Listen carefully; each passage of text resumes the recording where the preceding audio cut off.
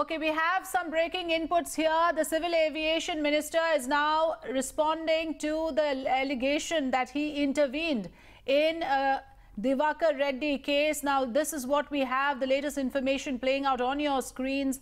Times now forces the Mantri to react. We, of course, already informed our viewers that the Mantri had said that there was misreporting on the issue. There was no intervention. The Civil Aviation Minister has now broken his silence. Let's listen in to what Gajapati Raju said. మేము విశాఖపట్నం నుంచి విజయవాడ వెళ్తున్నాం.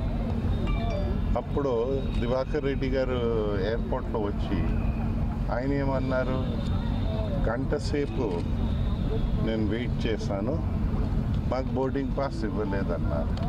ఇప్పుడు మా ఏవియేషన్లో third umpire ఉంటుంది, ఒక CCTV camera ఉంటుంది. So ఆ camera timings record చేస్తుంది. సో ఆయన చెప్పింది అది అంతవరకు వాస్తవమని తేలింది. అయితే అక్కడ జరగలేని విషయం ఏదో జరిగింది, వీరందరూ తోపులాట్లు ఇవి అవి.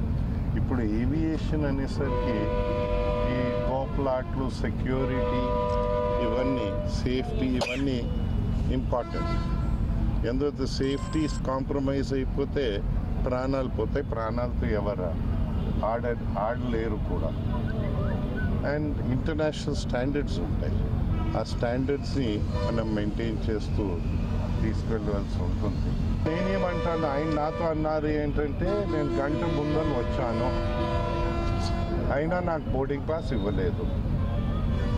ఇప్పుడు సెక్యూరిటీ రిక్వైర్మెంట్స్ ప్రకారంగానే 45 నిమిషాల ముందర క్లోజ్ కావాలి కౌంటర్. సో అది చెప్పాను, థర్డ్ ఎంపైర్ చూస్తున్నారు, సీసీటీవీ కెమెరా ఉంది, టైమింగ్స్ రికార్డ్ చేస్తుంది. సో అది టైమింగ్స్ రికార్డ్ చేసింది, చెప్పింది ఉంది. ఆ కారు వచ్చేదానికి అందరూ ఉన్నారు, వారి నిర్ణయం తీసుకొని.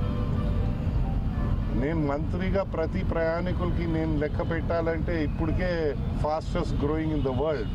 నేను ఇంకా ఏ పని చేయలేదు, ఇంకా లెక్క పెట్టలేదు కూడా. అలాగవుతాయి.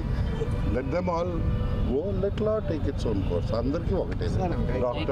ప్రొఫెసర్ రవీంద్ర గాయక్వాడ్. సో అది ఏంటంటే డిఫ్యూజ్ చేయవలసి వచ్చింది. అప్పుడే నేను పార్లమెంట్కి అన్నాను, ఈ సివిల్ ఏవియేషన్ రిక్వైర్మెంట్ ఉంటాయి, ఇది మంత్రి స్థాయిలో ఉండేది కాదు. ఎందుకు మంత్రి కూర్చుని అందరిది ఇవ్వాలంటే ఇన్ని ఎయిర్పోర్ట్స్లో ఏం పని చేయలేదు. సో దానికి ఒక ప్రొసీజర్ పెట్టాము, ఒక అమెండ్ చేసాం. కానీ పార్లమెంట్కి చెప్పాను కూడా, అమెండ్ చేసి పబ్లిక్ కన్సల్టెన్సీకి నెట్ పైన పెట్టాము. ఆ రవీంద్ర గాయక్వాడ్ ఇన్సిడెంట్ అయిన తర్వాత దానిపైన చాలా ఇంట్రెస్ట్ వచ్చి దేశవ్యాప్తంగా చాలా సజెషన్స్ వచ్చాయి. ఇప్పుడు సలహాలు బాగా వచ్చాయి, దాంతో అమెండ్మెంట్స్ బాగా వచ్చాయి. ఒక committee to be headed by retired district judge 3 లెవెల్స్లో ఐడెంటిఫై చేశారు. సో ఆ లెవెల్స్ వారి నిర్ణయం తీసుకుంటారు. మనకి పార్లమెంట్తో సంబంధం ఉండదు, దేనితో సంబంధం ఉండదు. ఎవరైనా Bharat. Paul Oomen is reporting on this story. Paul, of course, Times Now reportage has forced the Civil Aviation Mantri to now respond. And what we see in his response is more or less a standard response of how an inquiry